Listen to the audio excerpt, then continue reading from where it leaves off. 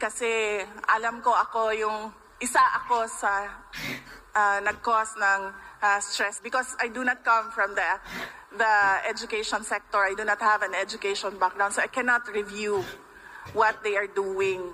And I rely on their expertise and all the stakeholders who did the review. Ang magawa ko lang, which I do very well, admittedly, is magpukpok talaga ng tao to drive a person to do what they are supposed to do.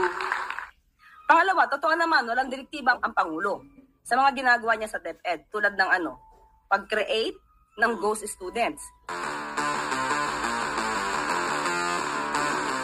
Diba?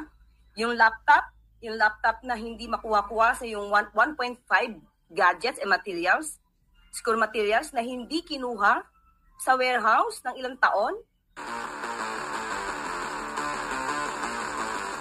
Pinabayaan niya lang doon. Hindi po direktiba ng Pangulo yan. At yung mga anomalya, yung mga bulok na pagkain, mga inaamag na pagkain na dineliver pa yata sa mga estudyante kasi na-deliver, nakita, bulok eh. Hindi po direktiba ng Pangulo yan. Tama po siya.